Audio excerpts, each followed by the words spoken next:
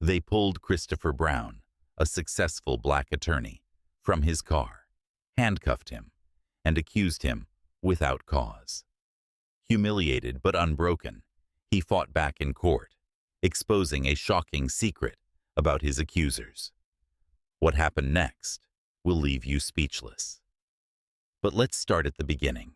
Christopher Brown, a self-made success story, epitomized professionalism and perseverance. At 33, his sharp intellect and unrelenting work ethic had elevated him to the top of his legal field. His tailored navy blue suit was crisp, his tie neatly knotted, and his leather briefcase sat on the passenger seat, a testament to a long, demanding day defending justice in court. The faint lines of exhaustion on his face didn't diminish the sharp confidence in his eyes. Christopher's presence exuded calm authority, the result of years spent navigating a world often eager to doubt him due to his skin color.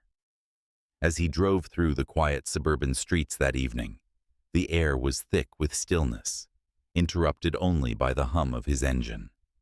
He didn't notice the patrol car tailing him until the flashing red and blue lights illuminated his rearview mirror. Pulling over, he felt a familiar knot form in his stomach, one born from years of knowing how quickly such encounters could escalate. Officer Reynolds approached his window with the sharp bark of authority, his hand hovering near his holstered gun. Behind him, Officer Bradley stood rigid, his eyes filled with unspoken judgment. "License and registration," Reynolds demanded, his tone clipped and devoid of courtesy. Christopher complied, his movements deliberate and calm. He handed over his documents and asked, "What's the issue, officers?" His voice was steady, but his mind raced. "You were driving erratically," Reynolds stated flatly, his accusation baseless. Christopher knew the charge was fabricated, but he remained composed, unwilling to feed the tension. Reynolds's demeanor stiffened as he leaned closer. "Step out of the car," Bradley added, his voice sharp and commanding, dismissing Christopher's polite protests. Christopher's frustration grew, yet he forced himself to stay calm. "Am I being detained? What's this about?" he asked, his tone firm but measured. Reynolds smirked, a condescending curl of his lips. "You're acting suspicious. We have the right to investigate further." Reluctantly, Christopher stepped out, his hands raised in plain sight.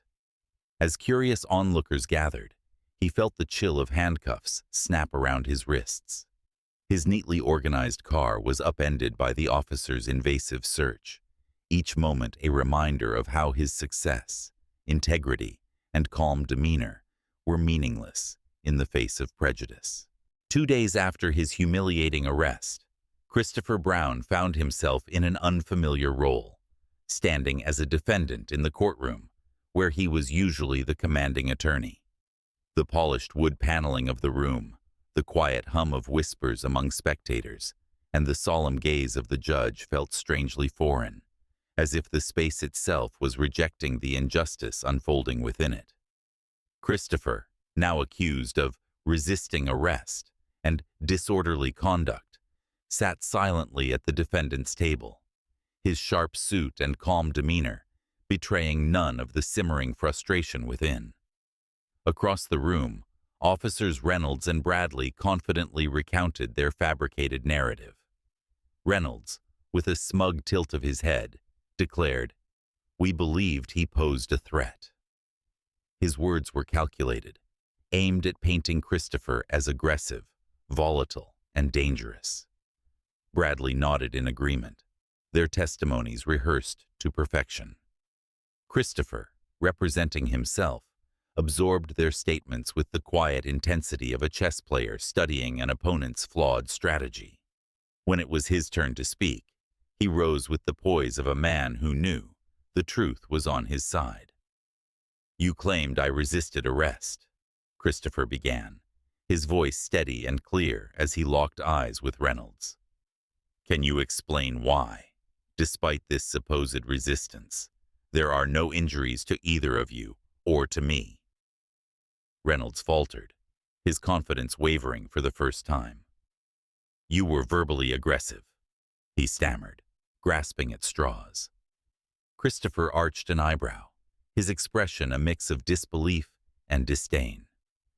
"So, verbal disagreement is now grounds for physical detainment?" he asked, letting the question hang in the air as murmurs rippled through the courtroom. Then, with the precision of a surgeon, Christopher delivered his coup de grace. "Let's review the dashcam footage," he said, placing a flash drive on the table. The courtroom fell silent as the footage played. The video contradicted every claim the officers had made, showing Christopher complying with every order, his tone calm and measured. Gasps and murmurs of disbelief filled the room, the damning evidence shredding the officer's testimony. As the screen went dark, Christopher turned to the jury, his voice steady but charged with quiet determination. "Ladies and gentlemen, I trust the facts speak for themselves." It was a moment that shifted the balance of the trial entirely. As the trial entered its third day, the atmosphere in the courtroom was electric, tension hanging in the air like an impending storm. Christopher Brown, the defendant who had already dismantled the officer's fabricated testimony, now prepared to unveil a revelation that would change the course of the proceedings. Taking the stand during cross-examination, Christopher's tone was calm but piercing. "Officers Reynolds and Bradley," he began, his gaze sharp. "You've painted me as aggressive and uncooperative. But the truth is far more sinister, isn't it? My arrest wasn't random. It was calculated." Reynolds shifted uncomfortably in his seat, while Bradley's face flushed with tension. Christopher leaned in slightly, his voice steady and unrelenting. "I've been gathering evidence of misconduct in your department for months. Embezzlement, falsified reports, unlawful arrests. You've both been at the center of it all, and you knew I was closing in on the truth." The courtroom erupted into gasps and murmurs as Christopher turned to the judge. "Your Honor, I submit these documents as evidence," he said, handing a file to the bailiff. Emails, financial records, and internal memos, each one tying these officers to systemic corruption. He walked toward the jury, holding their attention with his unwavering confidence. This wasn't about a traffic stop. This was retaliation, an attempt to silence me before I could bring the truth to light. The prosecutor, visibly shaken, rose from their seat. "Your Honor, we request an immediate recess to review the evidence." The judge, stunned by the weight of Christopher's claims, nodded. "Granted. Court will reconvene in 1 hour." As the courtroom emptied, reporters scrambled to file updates, and spectators buzzed with speculation. Reynolds and Bradley remained seated, their expressions a mix of panic and disbelief as they whispered furiously to each other. Christopher, standing alone by his table, allowed himself a small, determined smile. The truth was no longer hidden, and the system they had manipulated for so long was about to turn against them. The trial wasn't just about his freedom anymore. It was about exposing the rot in a system designed to protect justice. And Christopher was determined to see it through. The final day of the trial drew a packed courtroom. The prosecutor confirmed the validity of Christopher's evidence, and the judge dismissed all charges against him. Reynolds and Bradley were arrested on charges of corruption and abuse of power. Their smug confidence evaporated as they were led out in handcuffs. Outside the courthouse, Christopher was met with applause and media cameras.